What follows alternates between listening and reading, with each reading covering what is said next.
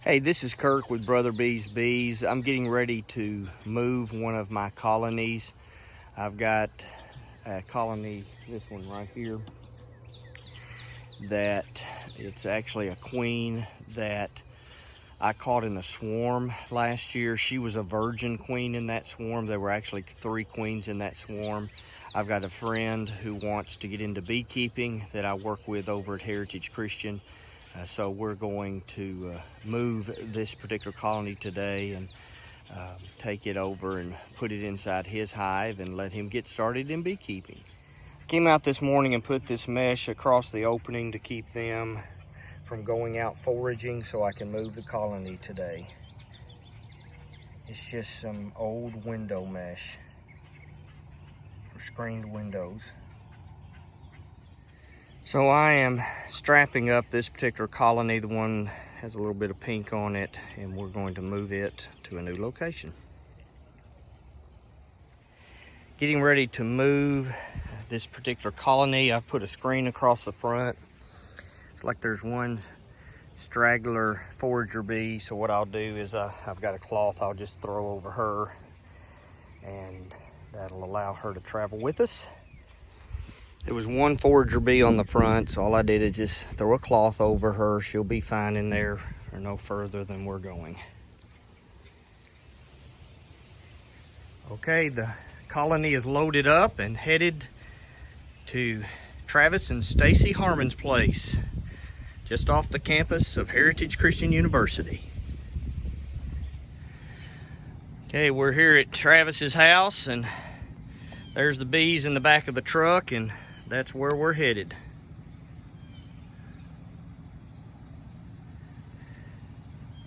All right, Travis is about to move his bees into their box. Okay. The story behind this group, this is a swarm colony that I caught last summer that had 3 queens in it, and this was an unmated queen. And so that means she's only a year old. She's marked with a blue dot, and so one of the reasons, several reasons I went with her, there were 2 hives we were thinking about. One is she was already set up in a deep box, and you're going to put yours in a deep box. She is a young queen. Like I said, she's only a year old.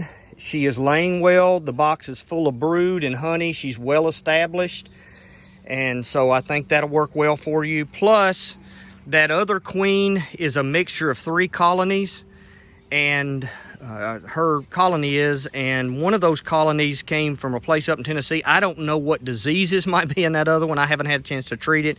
I just felt safer with this one, so I think she'll work well for you. So what we're going to do is we're going to take the lids off, and then basically Travis is going to put the frames in that box, and we'll just put them in the same order that she has them in here. When I looked a few days ago, they had coverage on about 6.5 of the 10 frames. So let's see if we can open her up. All right, we've got the top off. So what I'd do is separate the outside one. So you might separate them there and pull that outside one out. So let's see, yeah, you've got a little crook on that. If you'll take that crook, stick it right there. I find if I get the outside ones out, then we have room to get the others out. So you can decide, they haven't done anything to that one, so you can use your frames on the outside, or you can use that one. They've got 3 or 4 frames they haven't done anything to. So if you want to use yours, that's great, and I'll just take that one back with me. Since they're the way they are, I just leave them. Although I think maybe opposite end, yeah. Well, there's a little. Do what? Let's say this. I guess we can force it down in there. That may just have a little goo on it. Yeah. Tell you what, let's get the ones in the middle. I don't want to roll your queen, and if it's too tight of a squeeze, it can make it hard on them. I mean, you know, they can hurt them. So what you might do is just go through and separate each of them. So just get them apart from each other. There you go. That'll make it easier for us to pull them out. And you'll see there's all kinds of frames in here. Like this is a homemade frame that a guy at church made. So I've got store-bought, I've got homemade, I've got some that are mediums, some that are deeps. Because when I caught this swarm, I wanted to give them some frames that already had combing on them, so I pulled some from other places. So that's why you've got a mixture of frame sizes. Okay, so what this particular box, it has, I mean, it's just a full colony. So then what'll help them moving forward is they have all they need. They have food, they have pollen patties, which is a mixture of pollen and nectar. They have honey, there's brood you'll see in there. And we can kind of talk about those as we move them if that helps, in case you have any questions. So this is a deep and then this is a medium frame. So we can just start setting them in. So just lift one and put it right here, going in the same direction. Won't matter as much for that one because your front, just think in terms of the fronts there and the fronts here. So if we can put them in the same order they're in, they would appreciate it. You'll see that one has quite a bit of nectar on it. And see, this is capped honey up here, and this is uncapped nectar. Can you see it in there at all? And then you see that yellow down in there? Right down in that hole, that's pollen. And if I have a colony that has mixed medium and deep frames, I try to alternate them so that the mediums are in between two deeps. It helps them. They'll add to the bottom of the medium frames and make them the same size as the deeps. One of the reasons I like bringing this colony to you is they're also a very calm colony. Okay, so tilt that up just a little bit. Just want to give you an idea of what they look. See, that's capped brood. She is laying really well. I don't know if you can see all of that brood. Let me look and see if I can see. Okay, you might see it better on the video. Let me clear a spot right in here. All right, where did I go? Let me find my finger. Yeah, it's right there. There's larvae down in there. So let me turn it and see if you can see them. I'll hold it. Well, I mean, I can see it. You see the little white larvae down in there? Mm-hmm. So that's at the 9-day mark, they'll cap everything. I'm just looking to make sure the queen's not on there. One of the nice things about these big frames is the queen is easier to see.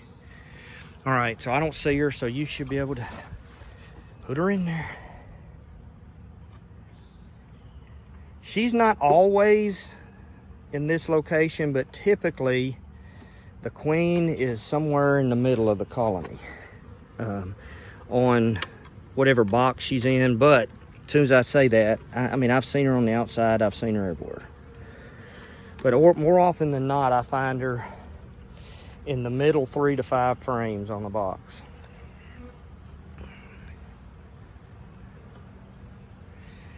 And just, you might tilt it up when you get it and just see if you see her. In other words, when you get her out. See how they've added on down here? That's what they'll do. They'll add to the medium frames and they'll make them the same length of the deep frames. And by putting them in between 2 deep frames, it's almost like it gives them a guide to go by. So, you see the queen on that side at all? I don't see her, but okay, see like that one there that kind of poofs out? That's a drone cup. In other words, that's a male bee. The ones kind of flat like these are all female. The young in there are females, and there you can see there's some more larvae down in there. Well, and right there's some pollen. That yellow is pollen and the white bite is larva. I think the plural is pronounced either larvae. I think some pronounce it larvae.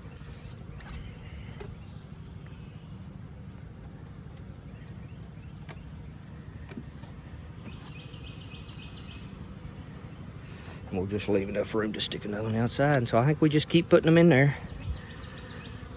When we find the one with the queen, we just want to be real careful when we put her in that we don't squish her.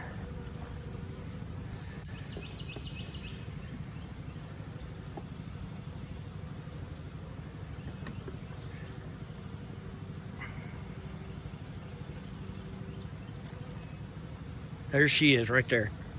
You see her? Mm-hmm.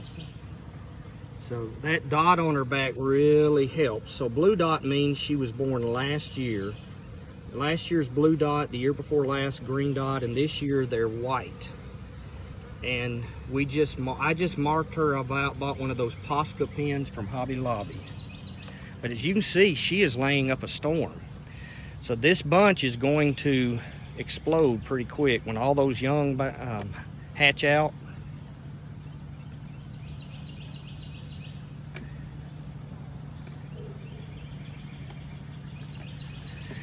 That's why your gloves are why I eventually swapped over. I use nitrile gloves, 8 mil. Well, I didn't buy gloves. These are welding gloves. I figured that's what they were. They're awesome. Yeah, they work great. You definitely won't get stung through them. You get these at Harbor Freight. Looks like that's probably mostly food. Yeah, no, that's fine. Looks like that's mostly nectar.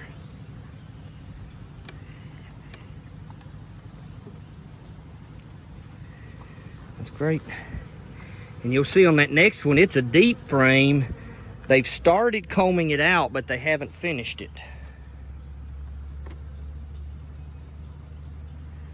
So like, if you'll tilt, okay, see how at the top they've started adding wax, but they haven't finished yet. And then on the other side, they've done more. So like, see how this is what it originally looked like, and you can see they're adding wax to it, and they put some nectar up here. And I know you already knew that, but others listening may not. They call that process of adding wax to the wax foundation, they call that combing it out.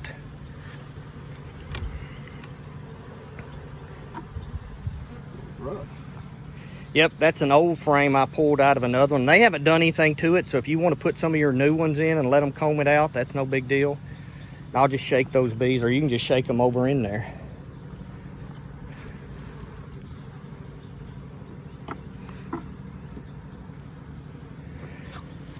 All right.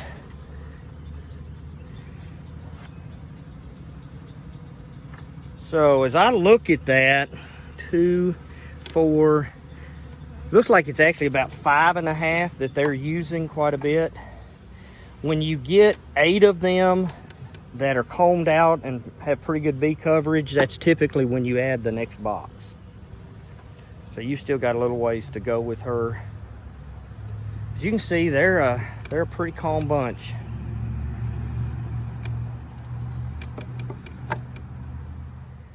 Their instinct is to glue everything together. So they're going to glue your boxes together, they're going to glue your frames together. We'll shake all the rest of those in there, so I won't take any of them home. In fact, you can just take that lid. I don't know if there's any on those.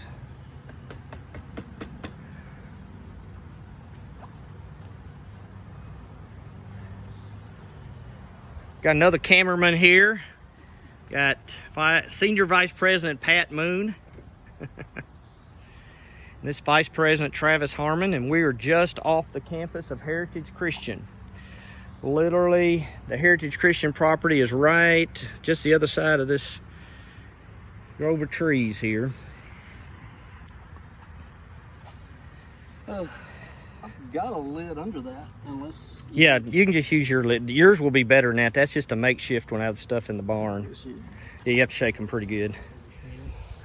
Okay, there's 3 hive beetles there. All hives will have them. There's one, there's one, there's one. And one of the advantages you've got a screen bottom is they're more apt to fall through.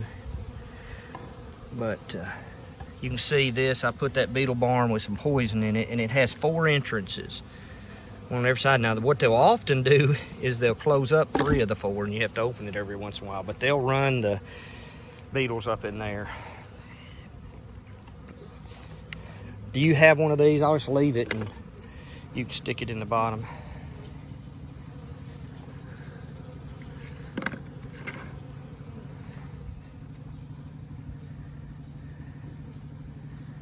I think you'll like them. They're a really calm colony. Of course, as soon as I get off the property, they'll go wild on us.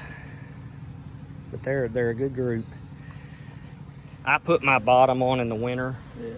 You know, now when we treat them, if you treat them like with oxalic acid or something like that for varroa mites, then you're going to want to put that in there so the smoke won't escape. Another reason I wanted to go with that colony is you can see they were in a white hive. The other hive that we were looking at has a yellow bottom, and they can reorient, but I just wanted them to look as much alike as they can, because they don't see the red spectrum well, so they can't see red. So like sometimes if I'm videoing inside of it, I'll use a red light. That doesn't seem to impact them, but they can see color. And so like all of my hives have a few little different colors to help them go back to the right hive. But like right now, okay, they had memorized the surroundings they used to be in, and they had their GPSs set for that. So what I'll do is we're going to put some sticks in front of the entrance, and I'll show you what I do to help them reset their GPSs.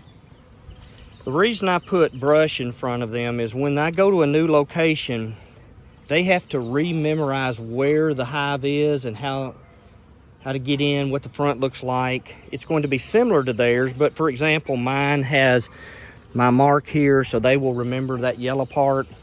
So what happens is they come in and out, having to crawl in and around that brush forces them to relook at the hive. I've actually done it with hives where I've seen the bees come out and they'll hover and turn around and look at the front. And apparently what's happening from talking to others is they're rememorizing what it looks like, so they come back to the same spot. So like all these bees here are learning, they're learning the area is the best way I know how to put it. They seem like they sealed out a lot. Seem like they found their hole.